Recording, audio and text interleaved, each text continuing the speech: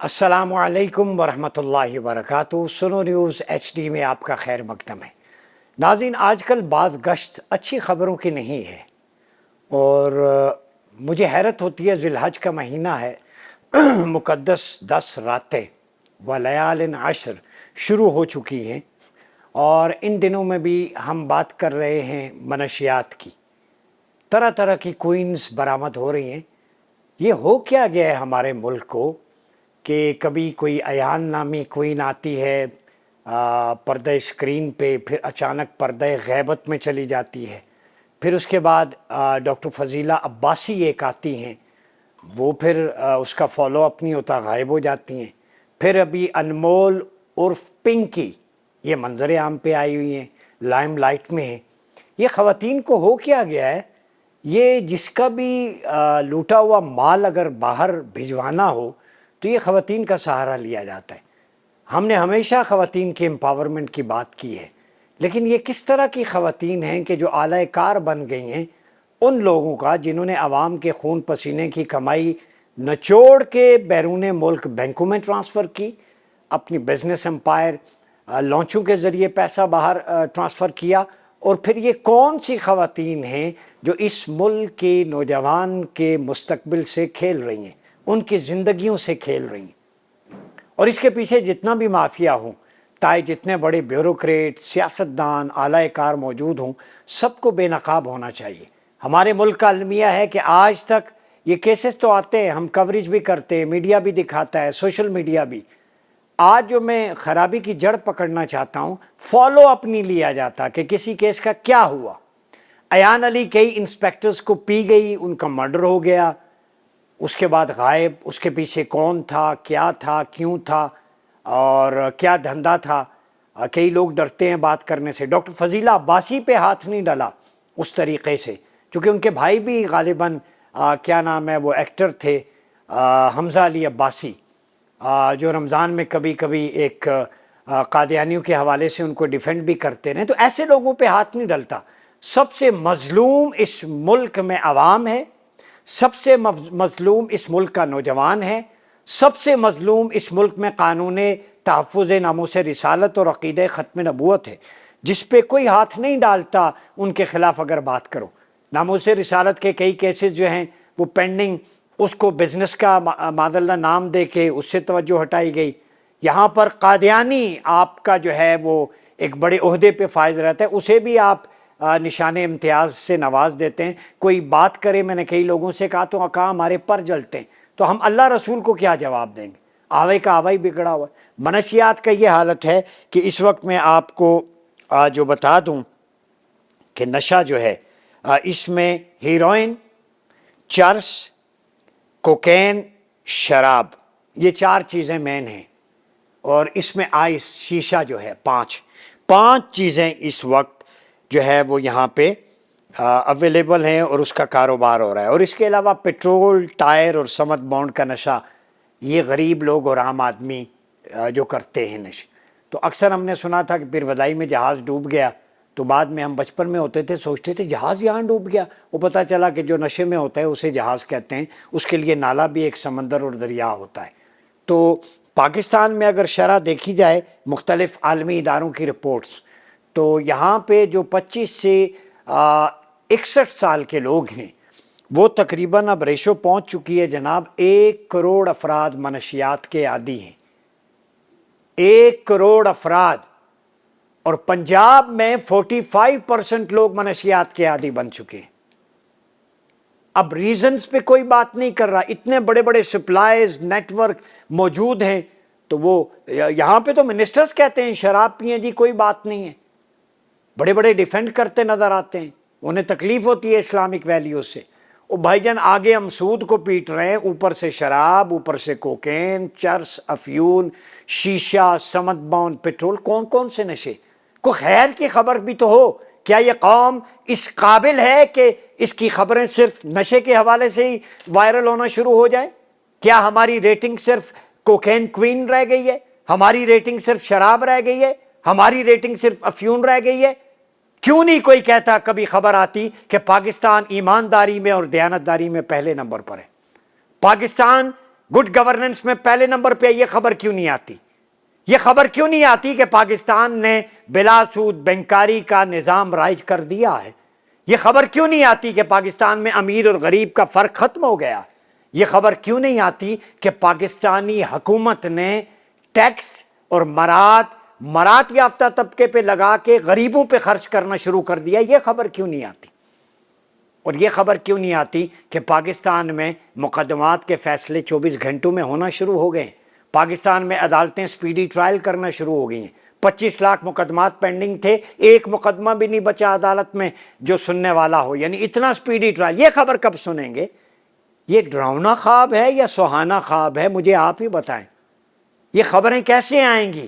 میں مدعے پہ بات کر رہا ہوں۔ خبریں تب آئیں گی جب اس ملک میں اللہ اور رسول کے قانون کی حاکمیت ہوگی، اس سے پہلے کچھ بھی نہیں ہو سکتا۔ 1000 پنکی پکڑ لیں، جب تک نظام نہیں بدلے گا یہ پنکیاں دندناتی پھریں گی۔ یہ انمول جن کا مول کوئی نہیں لگا سکتا، یہ اتنی طاقتور ہیں، ان کے پیچھے سرغنے، اس وقت تک نوجوان نسل تباہ ہوتی رہی۔ میں اب زبان کھولوں، کتنے آپ کے تعلیمی ادارے یونیورسٹیز جہاں پہ شیشہ اور یہ کوکین اور یہ سارا سپلائی ہوتا ہے، اس میں پولیس والے involve, bureaucrats involve, officers involve, سیاستدان انوالو۔ تم ہمارے 25 کروڑ نسل جو پاکستان کا ایسٹ ہے، 60% آف پاکستان یوتھ ہے، اس کے ہاتھ میں قلم اور کتاب تھمانے کے تم اس کے ہاتھ میں شیشہ، حکہ، تمباکو، افیون، چرس تھما رہے ہو۔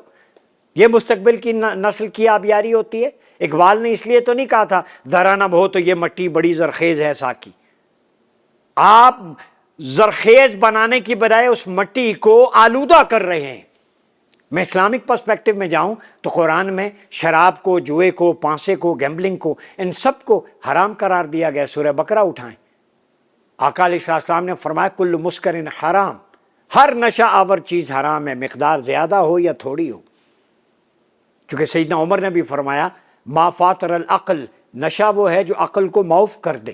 یہ معاشرے میں فساد، چھینا جپٹی، طلاق کی ریشو، خلا کی، اس میں نشہ بنیادی عنصر کے طور پہ شامل ہے۔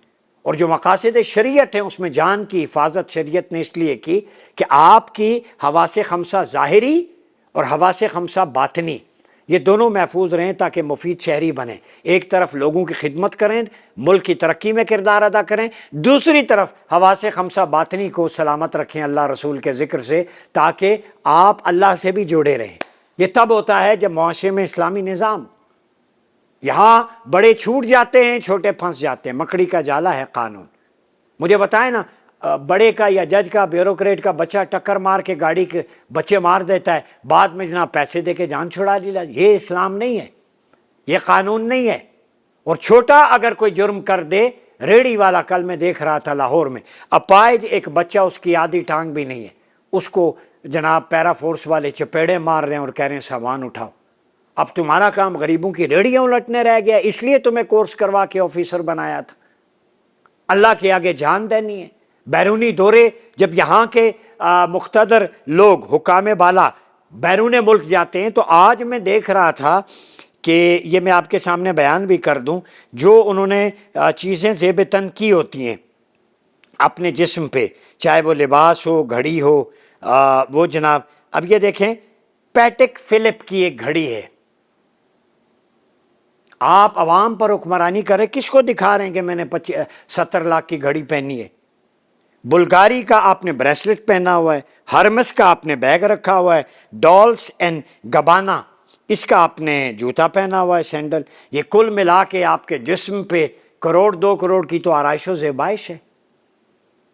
قربان سیدنا عمر فاروق پہ کیوں تکمیل پاکستان اس نظام کی بات کرتی ہے؟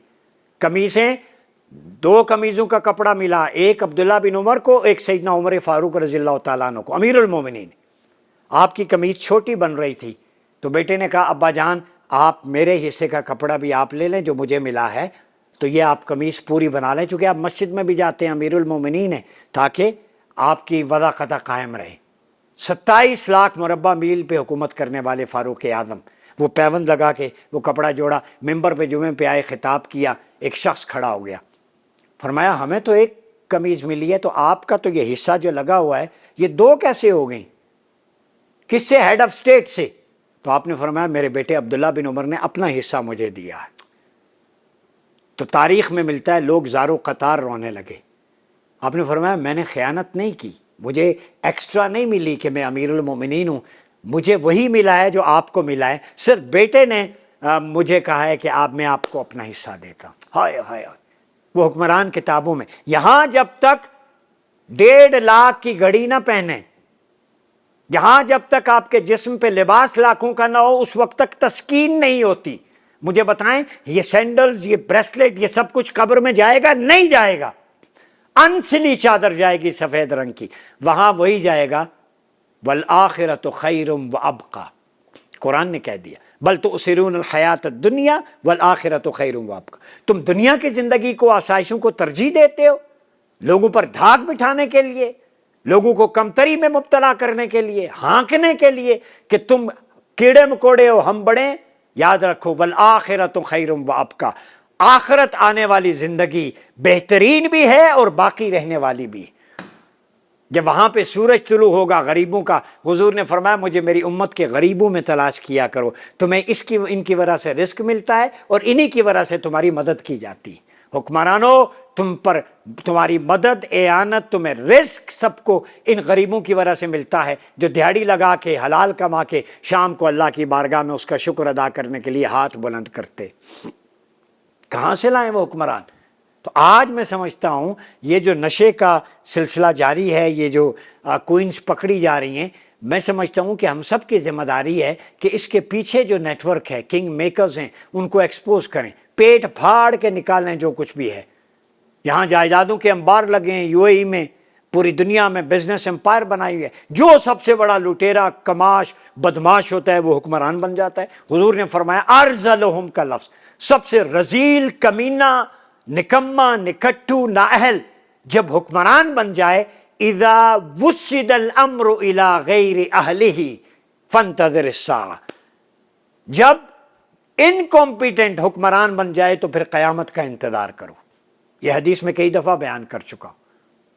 جب فاسق و فاجر قوم کا لیڈر بن جائے تو یہ خوف خدا کریں۔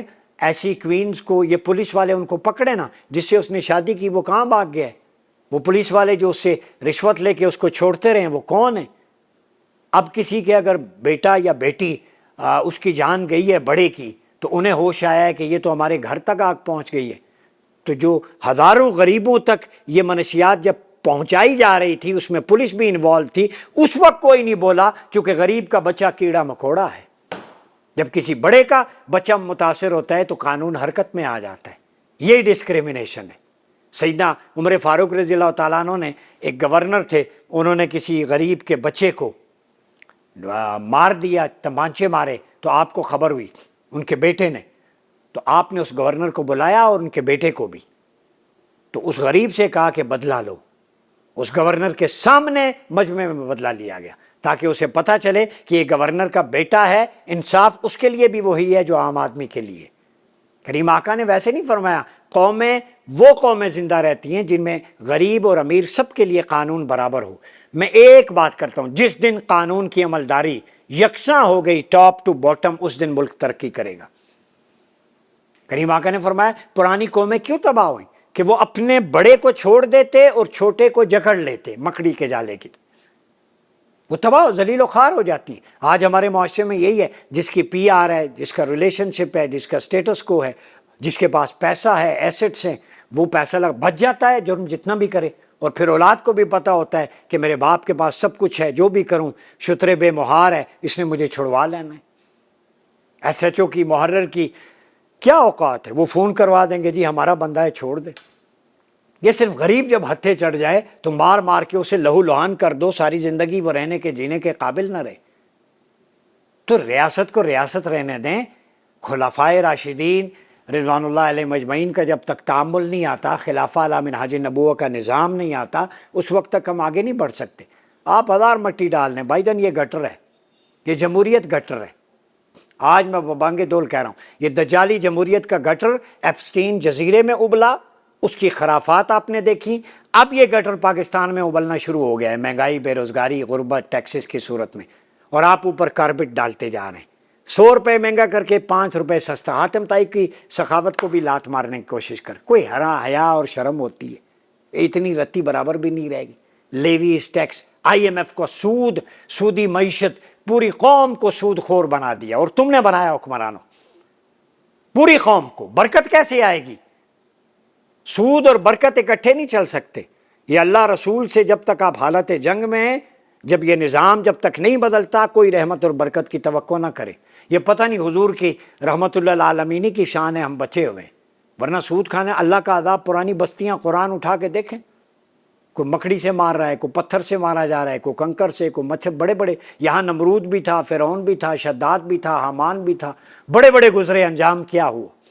اللہ کسی کو کیڑے کے ذریعے, کسی کو مچھر کے ذریعے تباہ و برباد کر دیتا ہے. اس کے لیے کیا ہے؟ وہ جتنا بڑا لٹیرا بدماش ہوگا اتنی چھوٹی چیز سے اسے ہلاک کروا دیں گے, دماغ میں ایک کیڑا ڈال دیں.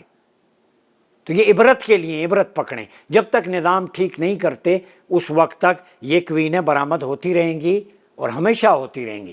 نظام کا بدلاؤ یہ ہے کہ خلافہ لا منہاج نبوہ withdraw کر دیں. submit your authorities in front of Allah and his messenger.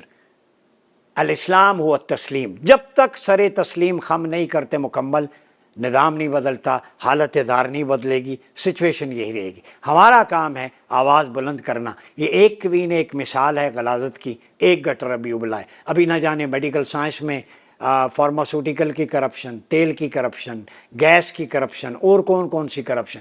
یہ ممتاز مفتی نے کہا تھا پاکستان ایک دیگ ہے چاولوں کی, سارے لوٹ کے کھاتے ہیں, صبح پھر بھری ہوتی ہے. اللہ کی رحمت. ناجائز فائدہ نہ اٹھائیں. اپنا بہت خیال رکھیے. اپنے میزبان ڈاکٹر عمر ایاز باسی کو اجازت دیجیے. اللہ حافظ.